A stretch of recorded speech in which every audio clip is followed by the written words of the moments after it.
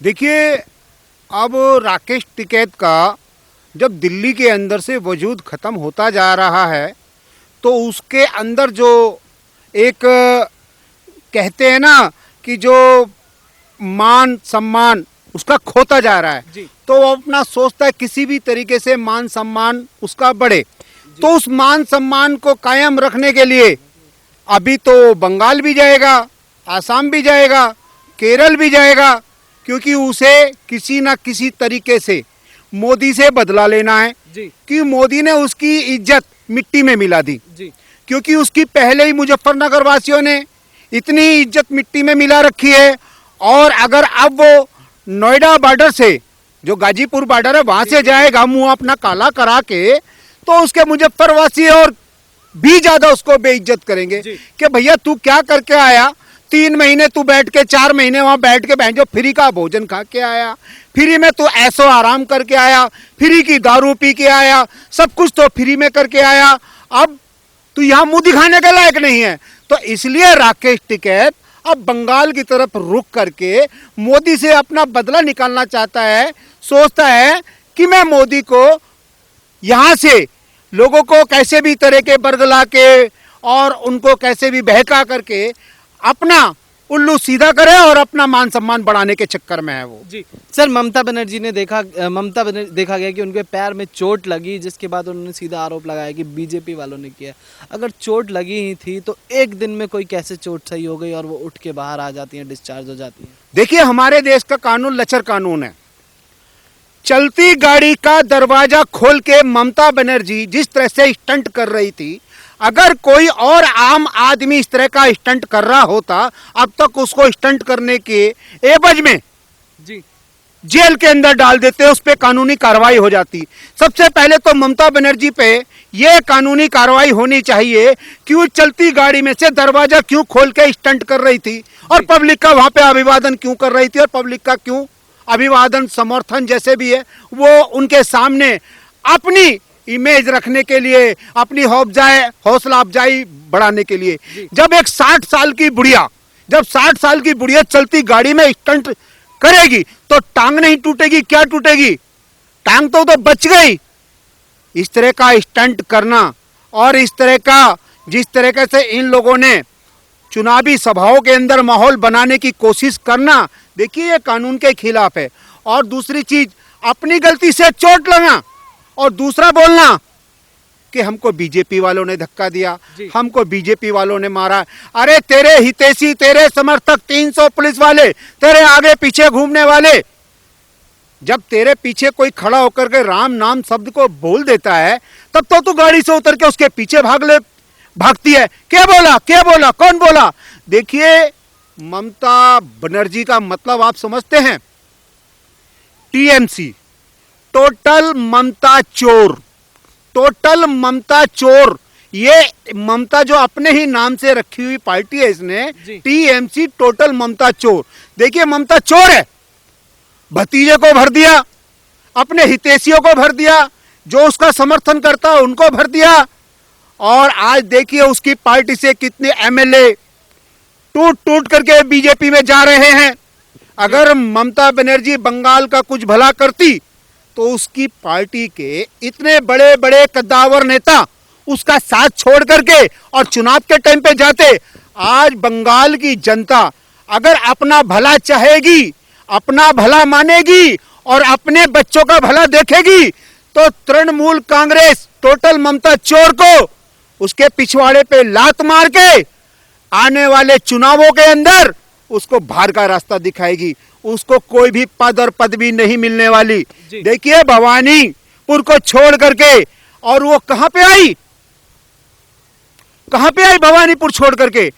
जिसने, जो नेता एक छोड़ करके उसकी पार्टी को आया और उसी पार्टी से कहती है इस जगह से मैं भी चुनाव लड़ूंगी। है? क्या वजह हो सकती है इसकी? क्या वजह हो सकती है? क्योंकि उसने भवानीपुर का भला नहीं करा। अब वो दूसरे क्षेत्र में कहती है कि वहां लोग तो मुझे वोट देंगे नहीं, कि यहां मैं कम से कम किसी भी संपत्ति के लिए, अपनी चोट दिखा करके, अपना विधवा वाला वस्त्र दिखा करके, हवाई चप्पल दिखा करके, श्वेत रूप दिखा करके, 60 साल की बुढ़ियाओं वाली शक्ल दिखा करके किसी तरह से भी वो संपत्ति हासिल करना चाहती है। जी सर, एक चीज और है कि जो राकेश टिकैत जी हैं वो सबसे पहले रैली जो महापंचायत करने जा रहे हैं वो नंदीग्राम में ही पहुंच रहे हैं, जहां से ममता बनर्जी चुनाव लड़ रही हैं। तो इसको किस तरीके से देखते हैं आप? देखिए, नंदीग्राम सबसे पहले जो पहुंच रहे हैं, देखिए ममता की चमचागिरी करने के लिए पहुंचा है। आज राकेश टिकैत का जो किसान आंदोलन होने का मुखिया जिस तरह से कहता ना नेता है, उसका मुखौटा साफ हो चुका है। वो धीरे धीरे राजनीति के अंदर प्रवेश करना चाह रहा है। उसने किसानों का भला नहीं देखा है, ना उसे किसानों की परवाह है। किसान अपने खेत में है, वो तो चंद अपने चमचे और जो उसको राशन पानी का पैसा, आंदोलन के लिए पैसा और जो डोनेशन दे रहा था, उनकी भलाई के लिए आज किसान आंदोलन के अंदर बैठा हुआ था। और आज उसका आंदोलन जब फेल हो रहा है तो वो ममता बनर्जी की तरफ को जा रहा है बंगाल के अंदर। अब एक बात बताइए, जिसकी यहाँ नहीं चल रही तो वहां क्या चलेगी? यहाँ जूते खा रहा था, वहां से भी जूते खा के आएगा। जी। जो ममता बनर्जी जी हैं, जहां से चुनाव लड़ रही हैं, वहीं की जनता पर आरोप लगा रही कि वहां की जनता ने उनको मारा पीटा है। तो इसको किस तरीके से देखते हैं, उस पर क्या कहना चाहेंगे? एक तो चुनाव लड़के सिंपैथी गेन करने की कोशिश, जैसे दिल्ली में केजरीवाल जी करते हैं, चाटा खा के खुद की पार्टी के कार्यकर्ता से, अब वैसे ही करके अब जनता पर भी आरोप लगा रही है और दूसरी पार्टी पर भी आरोप लगा रही है। भैया देखिए, जनता ने अभी तो थोड़ा हल्का जवाब दिया, थोड़ा मारा। जी। आने वाले टाइम के अंदर ममता ने जो बंगाल के अंदर जितनी विशैली राजनीति करी है हिंदुओं के खिलाफ, आज वहां के हिंदुओं को पूरी तरह से जवाब देने का मौका है। आज सारा हिंदू एकत्रित होकर के ममता बनर्जी को ऐसा जवाब देगा कि ममता बनर्जी का जो राजनीतिक जो भी स्तर है वो सारा विलुप्त हो जाएगा। आने वाले टाइम के अंदर ममता बनर्जी अपनी शख्सियत खोजती फिरेगी कि वो भी कभी बंगाल की शख्सियत थी, मगर उसके दुराचार और अनाचार इस तरह के थे कि वो सारे के सारे उसके जो भी ख्वाब थे सारे विलुप्त हो गए उसके। जी। सर, एक चीज और है कि ममता बनर्जी जो राम के नाम से चिढ़ जाती हैं, जय श्री राम से चिढ़ जाती हैं, जो इलेक्शन में नॉमिनेशन फाइल करने से पहले वो मंदिर में जाती हैं और उसी राम के आराध्या के मंदिर में जाती हैं। तो जब राम से चिढ़ती हैं तो दूसरे भगवान के मंदिर क्यों जा रही हैं? देखिए, पिछले चुनाव हुए थे, पिछले चुनाव के अंदर हर मन से आकर के इसने बोला था ला इलाहा इल्लल्लाह मोहम्मद रसूलुल्लाह। आज ये जाके बोलते हे देवी सर्व काले सर्व पुरुषन, यानी कि जितने भी देवियों के मंत्र हैं वो सारे रात को याद करती है और सुबेरे आकर के मंच पे सुनाती है। दूसरी चीज, आज अगर देखा जाए ममता बनर्जी मंदिरों के घंटे घड़घड़ा रही है, उससे कोई भी वहां की हिंदू जनता को फर्क पड़ने वाला नहीं है। वहां का हिंदू जागृत हो चुका है, आज घर घर से आवाज उठने लगी है ममता का बहिष्कार करो। और ममता का बहिष्कार इस तरह से होने वाला है, जिस तरह का दुष्चरित्र इसने बंगाल के अंदर फैलाया है। कैसे फैलाया? अपने आप को एक आदर्श नारी दिखा करके। आज ममता के जरा सी चोट लगती है, ठीक है, पूरा बंगाल पूरा हिंदुस्तान में हल्ला मचा देती है। अभी तक वहां पे कम से कम हजारों हिंदुओं को जिस तरीके से चोट लगना, उनका घर जला देना, उनको मार देना, उनको पीट देना, तब तो इसके मुंह से एक आवाज नहीं निकली।